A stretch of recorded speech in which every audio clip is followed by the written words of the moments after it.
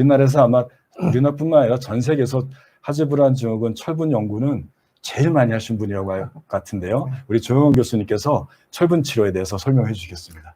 예, 그 하즈브란 증후군의 원인이 철분 부족으로 생긴다고 알려져 있습니다.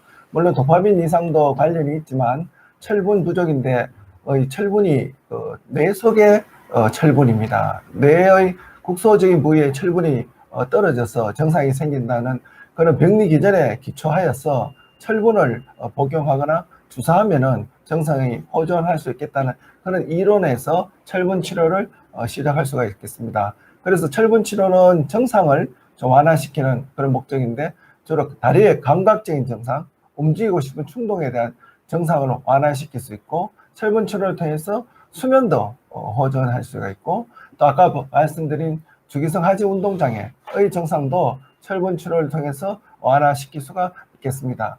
그래서 병리적으로 철분 부족이 원인이 됨으로써 혈중 철분 농도를 상승시키고 그를 통해서 내막을 통해서 뇌 속의 철분까지 상승할 수 있는 게 철분 치료의 기본 목적이 되겠습니다. 그래서 철분제는 방금 말씀드린 거, 신은철 교수님 말씀드린 거 여러 음식을 통해서 섭취를 할 수도 있지만 우리가 또 약물, 먹는 약을 통해서 섭취할 수 있습니다. 이 그림에 보시면은 이 다양한 철분제들이 시중에 많이 나와 있습니다. 그 중에서 우리가 주로 생각하는 거는 이 페로설페이트를 생각하는데 뭐 여러 약물들이 갖고 있고 이런 철분은 공복 시에 먹어주는 게 흡수가 잘 됩니다. 그래서 특히 그 바이타민 C와 같이 먹는 게 좋은데 그렇지 않은 경우에서는 이제 오렌지 주스가 비타민이 많으므로 철분 약물과 같이 복용하면 흡수를 촉진시킬 수가 있는데 이러한 철분제는 또 부작용 때문에 속이 거북해서 못 드시는 분들이 많습니다. 위장장애를 많이 일으킬 수도 있고 복통이라든지 변비, 설사, 대변색도 이렇게 변할 수가 있겠죠.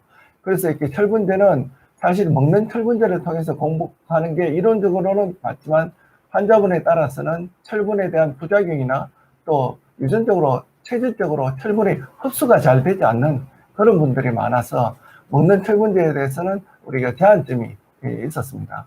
그래서 먹는 철분 말고 주사 철분으로서 우리가 고용량 철분을 주면은 우리가 뇌 속에 철분이 올라갈 수 있겠다는 그래서 착안해서 철분 주사 치료를 세계적으로 이렇게 시도해 보았고 저도 해봤는데 근데 철분 치료라고 모두 다 동일한 치료는 아닙니다. 이게 보시다시피 철분제도 여러 가지 우리 국내에 시판되고 있는데 저희들이 철분 치료에 대한 주로 목적은 머리에 철분이 많이 가는 것이 목적이 되겠습니다.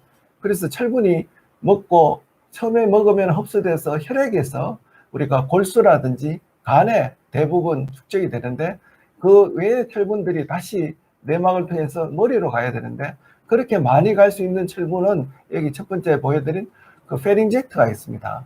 물론 뭐 모노파나 코스모스도 있지만 현재 많이 나오지는 않고 있고 그래서 이런 선택적인 철분제를 고용량으로 주사함으로써 머릿속에 철분을 많이 올려주는 게 목적입니다.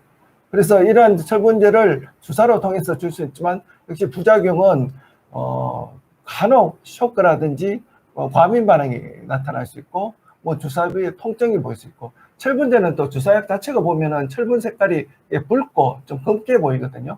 그런 철분 색깔이 혈관을 주사할 때 혹시 혈관 밖으로 흘러내려서 피부에 착색이 되면은 좀 검은 반점 같은 것이 오래가는 그런 부작용이 있지만 대체로 안전하게 주사할 수 있는 그런 약물이 되겠습니다. 그래서 저희들이 해보니까 이게 한 3분의 2 정도에서 철분 주사의 효과가 있었습니다.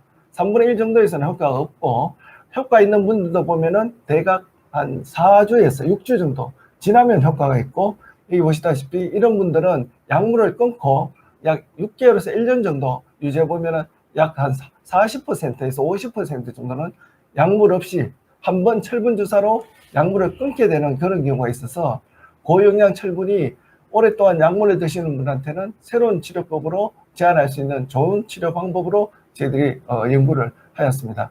그래서 이러한 철분은 마지막에 한번 보시면은 이게 국제 세계 하즈브란 증후군 연구 보고서가 있는데 이것도 저희도 참석해서 하였지만 철분 주사를 모두가 다 동일하게 있는 건 아니니까 꼭 이런 고용량 철분 특히 더 뇌로 많이 갈 수 있는 철분을 선택적으로 정확하게 주사하여야 옳은 치료 효과를 볼 수가 있겠습니다.